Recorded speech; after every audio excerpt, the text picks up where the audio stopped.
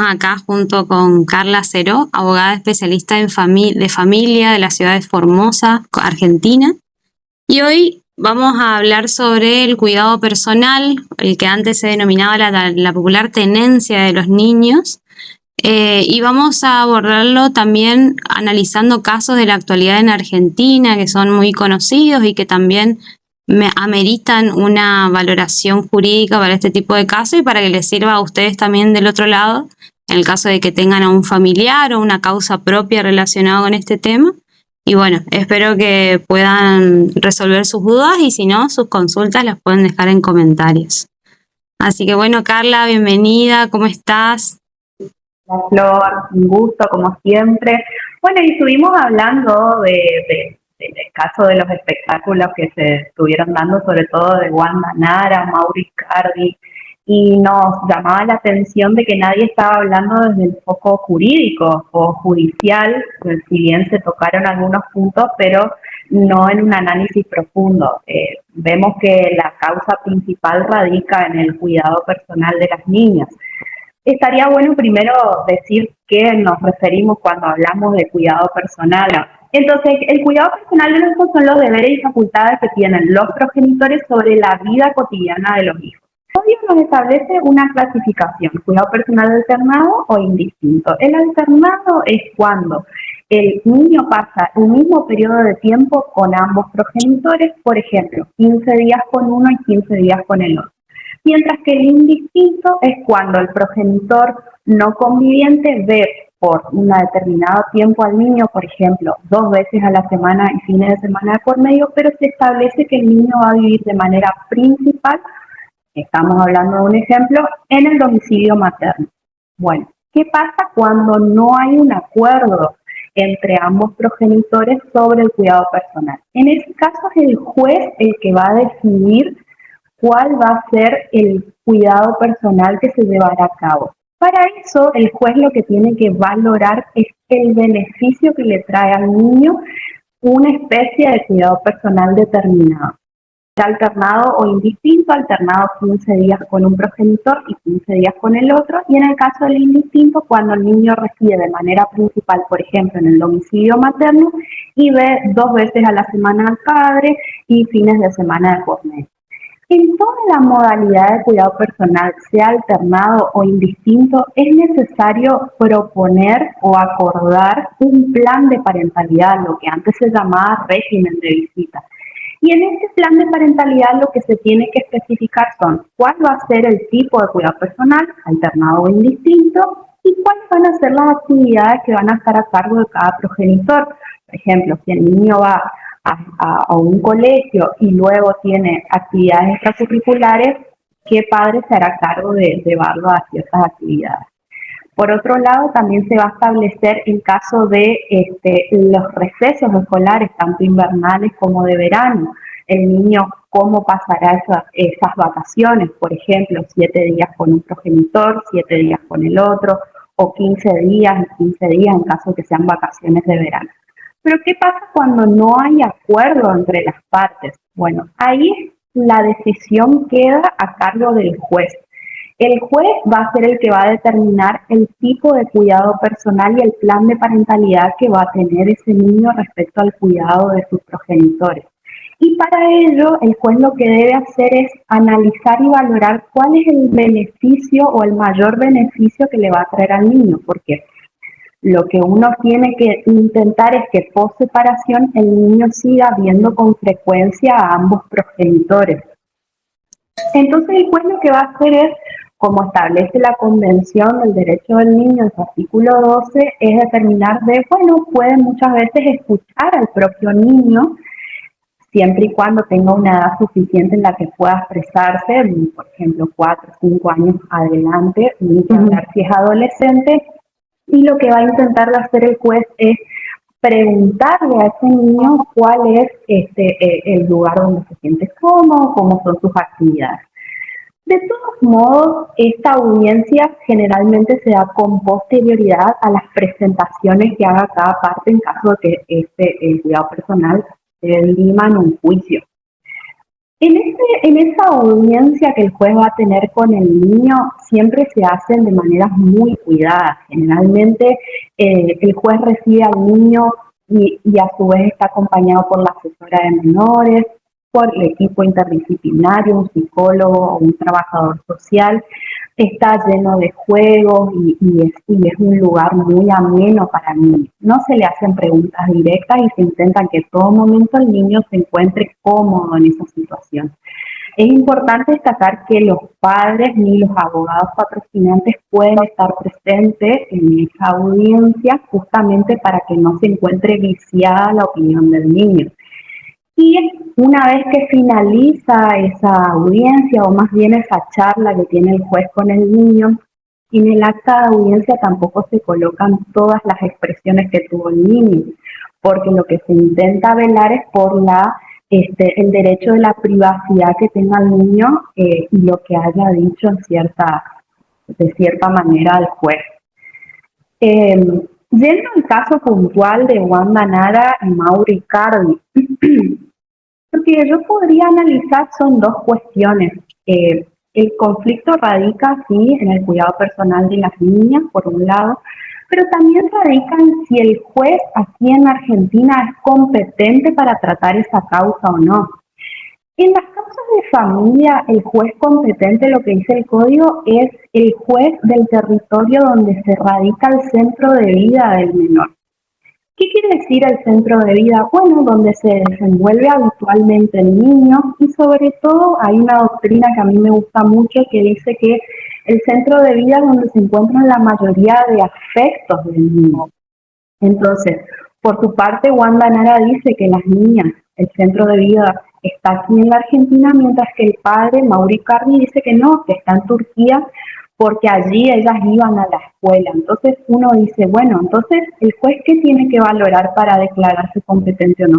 Simplemente que en Turquía ellas cumplían su educación y nada más, o aquí en la Argentina donde tal vez se encuentran la mayoría de los afectos de las niñas.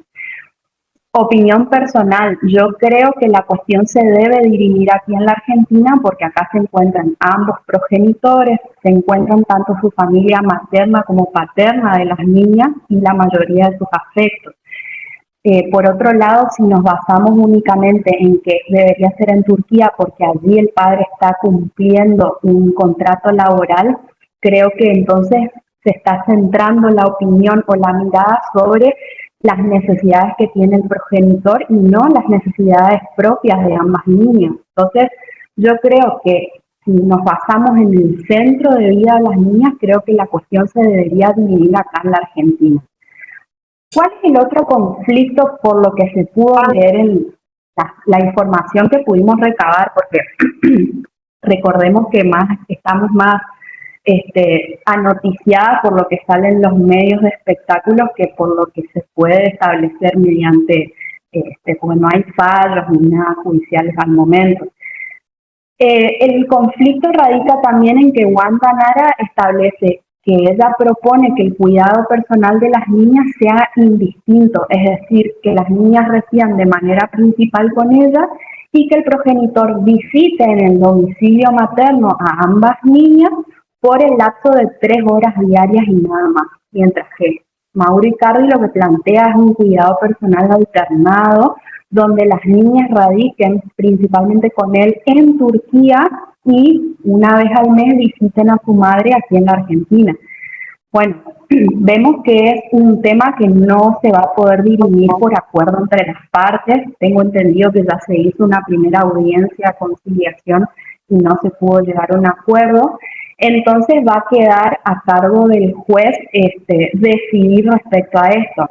¿Y qué va a valorar el juez? Bueno, ¿qué es lo más beneficioso para ambas niñas? En este caso particular, ellas nacieron en un seno familiar donde tenían la presencia constante, directa de ambos progenitores, tanto hay un lazo materno y paterno filial igual en ambos casos. Entonces, al momento de producirse la ruptura, sería muy injusto que se cambie de manera tan brusca la relación directa que tengan con ambos progenitores de esas niñas. Otro punto que va a analizar, yo creo, el juez son, en caso de que las niñas tengan o acudan a terapia psicológica, sería bueno y valorable que o cite a los psicólogos tratantes o pida informes psicológicos de ambas niñas. Y por otro lado, también va a citarlas personalmente a las niñas para, creo que la mayor ya tiene, no sé si 7, 8 años, entonces a ciencia cierta le va a poder decir también, bueno, cómo era la dinámica familiar, sobre todo previa a la separación o a la ruptura matrimonial. Eh, por otra parte, si nos ponemos a pensar en este caso particular, ¿qué está sucediendo? Que se publicitan imágenes, se publicitan audios de las niñas hablando con sus respectivos progenitores, sin importar quién lo haya filtrado. ¿Cuál es la gravedad de eso? Bueno, yo creo que afecta a dos cuestiones fundamentales. Por un lado, el derecho a la intimidad y privacidad que tienen esas niñas, está hablando del interés superior del niño. ¿Cómo nos referimos nosotros? ¿Qué queremos decir con interés superior del niño? Bueno, se está violando esta falta de consentimiento por parte de las niñas a... No sabemos nosotros si ellas quieren que estos audios se viralicen y se expongan de esa manera. Uno puede decir, bueno, pero los padres ambos son figuras públicas, viven de los medios. Sí, pero los niños, en este caso estas dos niñas, no son extensiones de los padres, son personas humanas, son individuos que tienen derechos y tienen facultades, y uno de esos derechos es el derecho a la privacidad. Por otro lado, ya desde la órbita psicoemocional, la sobreexposición de sobre todo estos diálogos o sus propias imágenes le afectan en el autoestima a esos niños, porque también los exponen a la opinión pública, no solo de personas que no conocen, sino también de, por ejemplo, sus propios compañeros de colegio o chicos de su misma edad que pueden hasta ejercer bullying contra ellos. Entonces, es muy grave la situación que se establece hoy en día respecto a este caso puntual. Vuelvo a una opinión personal. Yo creo que ahí es el juez el que se tiene que poner firme y establecer una serie de medidas para frenar a los progenitores a que sigan exponiendo de esta manera a los niños. También que nos lleva a una reflexión a nosotros mismos de decir, nosotros que hacemos uso también de las redes sociales, muchas veces exponemos, no sé, yo tengo sobrinos y yo soy de consultarle a mis sobrinos si están de acuerdo o no de publicitarlos, digamos, publicar, está mal dicho publicitar, publicar en las redes su imagen, o si gustan o no que se les saque una foto, porque es importante la opinión que tiene. Y eso recaba el código, por eso el código pide también y le da la facultad al juez de poder citar al niño y preguntarle, porque no olvidemos que el cuidado personal se tiene que basar en lo que es más beneficioso para el niño. Y en este caso particular de Wanda Nara y Mauri Cardi, no creo que no se está llevando a cabo de una manera correcta. Ni que hablar que los expedientes, sobre todo los del fuero de familia, son expedientes reservados justamente para preservar la identidad de las partes mayores de edad, pero sobre todo menores de edad, para que no sean expuestos y no dañar el autoestima de ese niño. Entonces, bueno, la verdad que yo creo que va más por ese lado, que va a tener que ser el juez el que dirima no solo la cuestión respecto al cuidado personal, sino también toda la publicidad que se le está dando a estas niñas y a su imagen, sobre todo. Yo creo que también, viste, esas posibilidades de ver cómo se organizan las familias, viste, partiendo desde, bueno, a ver cuáles son los principios a tener en cuenta, ¿no? La idea de que lo que prima es lo mejor para el niño, porque por ahí, viste, que esto pasa de que se busca cuál es el beneficio para cada uno de los padres, y se olvidan de cómo el niño ya tenía estructurada su vida, su forma de hacer no sé, de ir a estudiar, de la escuela y esas cuestiones. Claro, cuando sucede una separación siempre cambia la dinámica familiar, nunca va a ser igual, pero lo que se tiene que intentar es que sea lo menos gravoso y menos dañino para el propio menor. Por eso también, yendo a lo que dice el código al hablar del plan de parentalidad, el código lo que dice es que se pueda colocar todo lo más detallado posible. Muchas veces, por más de que haya acuerdo entre las partes, se solicita, nosotros por lo menos en el estudio aconsejamos que los acuerdos sean por escrito y que sean lo más detallado posible. Esto quiere decir, listo, si el niño tiene que ir a la clase de baile de 9 a 10 de la noche, ¿qué progenitor lo va a llevar? Y dejar eso por escrito, porque eso lo que hace es que el niño tenga primero una rutina establecida que lo beneficia y también los padres tengan en claro, bueno, cuáles son las responsabilidades que le toca cumplir a cada uno. Entonces, es fundamental hacer una especie de organigrama. Ahora, es importante decirle a la gente que este plan de parentalidad no es absoluto. Plan de parentalidad, ya sea por acuerdo entre las partes o por decisión del juez, es importante que sea detallado y escrito y tenga cada uno de los puntos. Por ejemplo, si el niño va a asistir a terapia o va a asistir a una clase de baile, establecer cuáles van a ser los horarios, qué padre va a estar a cargo de llevarlo a esas prácticas y retirarlos, dónde, cuándo, cómo, porque eso trae claridad, genera una rutina en el niño, pero también trae claridad a los padres en el sentido de poder saber qué responsabilidad le toca a cada uno. Importante destacar lo siguiente y decirle a la audiencia que estos planes de parentalidad no son estrictamente, eh, no me sale la palabra, como decirlo, claro, permanentes, digamos. Exacto, no son permanentes. Como todo en el derecho de familia, pueden ir fluctuando y cambiando, sobre todo porque a medida que el menor vaya creciendo van a ser otras necesidades y van a tener otro tipo de actividades. Entonces, siempre también generalmente acá en Formosa, el Tribunal de Familia en uno de los puntos de la sentencia le hace saber a las partes que las mismas, el cuidado personal no causa estado, es decir, que en cualquier momento se puede solicitar una modificación siempre y cuando nuevamente analizando cuál es lo más beneficioso para el chico, porque puede pasar también de que el niño al ser adolescente decida cambiar y quiera, en vez de vivir de manera permanente en el domicilio materno, quiera vivir en el domicilio paterno. O puede suceder que una de las partes tenga que otro tipo de trabajo, que ciertas actividades del niño no las pueda llevar a cabo ese padre, bueno, que sea la otra parte quien las cumpla. Entonces, no es rígido, en cualquier momento se puede solicitar la modificación, basta con iniciar un incidente de modificación o por acuerdo privado entre las partes pedir la homologación del mismo.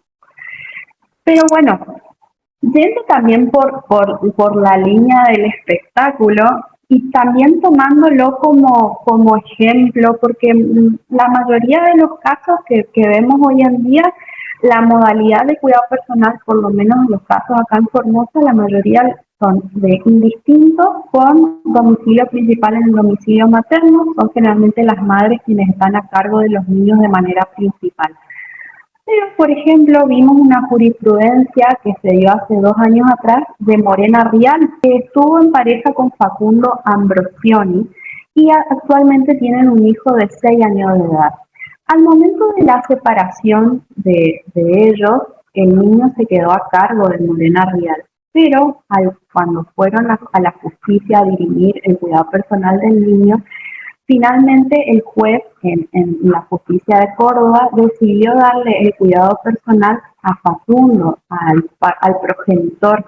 ¿Y por qué se dio esto? Porque se analizó a través de diferentes pruebas que presentó Facundo que el niño iba a tener un mayor beneficio, un mayor desarrollo personal estando a cargo del progenitor, y no de la progenitora como se suele dar. Pero ¿qué tuvo que hacer el señor Ambrosio para poder pedirle a la justicia de que el cuidado personal de su hijo menor esté a cargo de él? Bueno, presentó primeramente presentó testimonios de las niñeras que daban cuenta del estado en el que se encontraba el niño, también informes, historias clínicas del niño donde se establecía una cierta mala alimentación y informes psicológicos de la psicóloga tratante del niño que daban cuenta que tenía más apego o como referente a su progenitor, más que a su progenitora. Entonces se determinó que el domicilio principal en el que vivía a partir de ese momento el niño era en el domicilio de su padre, no así de su madre, Morena Rial.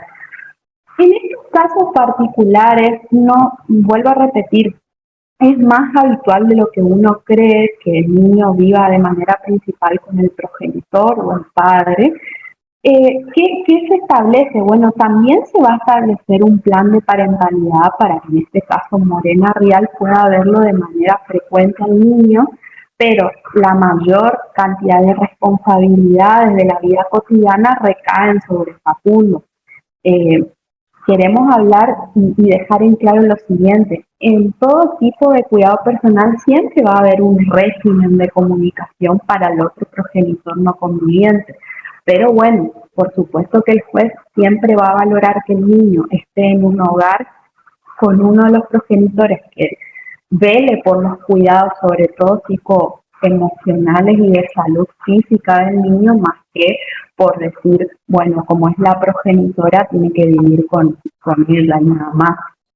Es interesante porque uno ¿qué se plantea con esto? Que en realidad el juez va a valorar cada caso particular y va a tener en cuenta muchas pruebas para llegar a una sentencia o un dictamen. Pero esto no quita que el día de mañana, si el niño es más grande y decide volver a vivir de manera principal con su progenitora, en este caso con Morena Rial, bueno, lo que puede hacer Morena Rial es presentarse en la justicia, iniciar un incidente de modificación de cuidado y justificar por qué cree ella que hoy en día el niño podría vivir con ella de manera principal. Entiendo, sí, sí. Sí, es un caso muy particular porque viste que en general se da eso de que el niño queda con la mamá. O sea, hay pocos casos, al menos no conocí otro, de que el padre esté a cargo del niño, ¿viste? Es muy interesante también. Porque también hay muchos padres que, bueno, que quizás tengan ganas de optar por esa decisión y bueno, que sepan que sí, que se puede hacer y que hay antecedentes. Exacto, lo importante siempre es que se puedan asesorar y uno como abogado le va a poder dar las herramientas de acuerdo al caso particular. También es importante que los profesionales o nosotros los abogados trabajemos de manera interdisciplinaria con los profesionales que estén a cargo en ese momento. Si el niño hace 6 meses antes de la consulta con el abogado ya concurre a terapia psicológica, es importante también valorar lo que el psicólogo tratante crea más conveniente para su paciente, porque uno no va a plantear en la justicia un plan de parentalidad totalmente distinto a lo que el profesional a cargo de ese niño crea lo mejor. Entonces siempre es bueno también tener charlas previas con los psicólogos tratantes y que hablar si el cliente también concurra a terapia. Siempre es bueno, nosotros creemos que siempre es bueno que concurran a terapia porque de por sí un juicio acarrea, sobre todo en el derecho de familia, un montón de cuestiones emocionales que es necesario tener una herramienta o una ayuda, pero también es importante que el abogado dé opiniones objetivas e intente poner, como siempre digo, paño frío a la cuestión.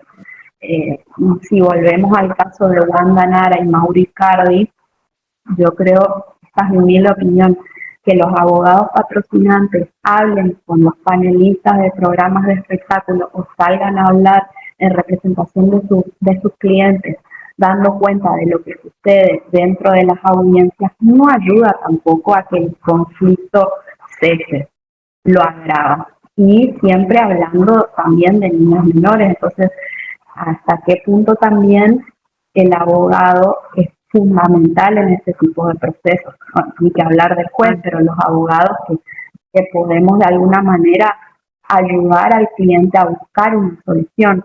Lo importante siempre es poder llegar a un acuerdo, como digo, que sea más beneficioso para el niño, sin ceder derechos ni defender a nuestro cliente, pero tampoco ayudando a la conflictividad, porque en definitiva eso no beneficia al niño.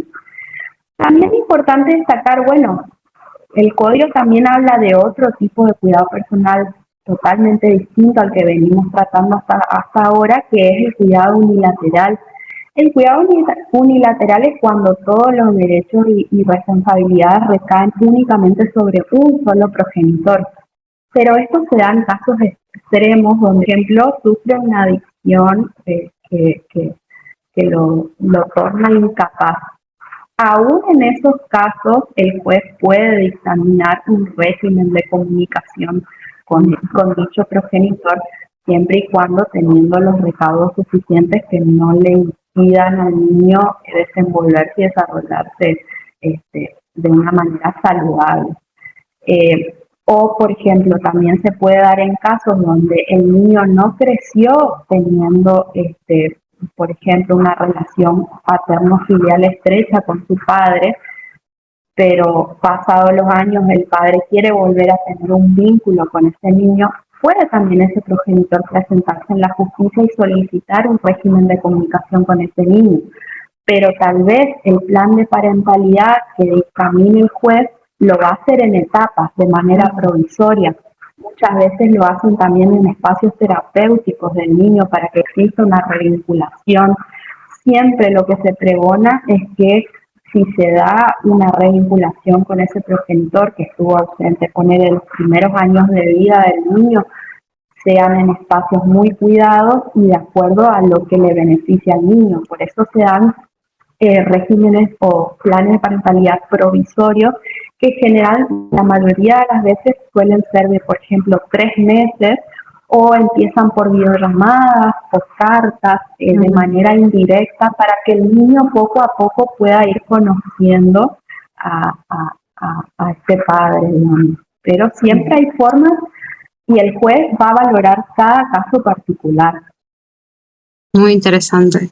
La verdad que muy interesante todas las posibilidades que hay de lo que antes se decía la tenencia, ¿viste? De pelear por la tenencia y qué sé yo. Esta idea de que sea alternada también es buena opción, pero como decías, o sea, requiere que exista un detalle muy fino en cuanto a los acuerdos para que no susciten problemas después, ¿viste? Así que... Exacto. O mismo sucede que en los hechos ya los padres estando separados llevan a cabo un plan de parentalidad de hecho. Bueno, es importante que eso el cliente nos avise para de alguna manera plasmar en el escrito principal una cuestión que ya se viene dando de hecho. Pero siempre todo lo que está escrito lleva claridad y en definitiva resulta un beneficio para ese chico. Maravilloso. La verdad que muy útil por la información, muy claro, y bueno, espero que pueda servirles a todo lo que te escuchen, y bueno, gracias Carla. Gracias Flor, un gusto. Así que bueno, nos vemos la próxima, seguramente con más temas relacionados a derecho de familia. Buscamos también esto de que sea poder llevarlo a la vida cotidiana, estos conceptos a veces abstractos del derecho que por ahí cambian de nombre pero simbolizan lo mismo, lo que antes se llamaba tenencia, hoy se llama cuidado personal, pero que a su vez sigue manteniendo la idea esto de buscar la protección, la mejor protección para el niño, para que pueda desarrollarse lo mejor posible en su vida. Así que bueno, muchas gracias. Gracias.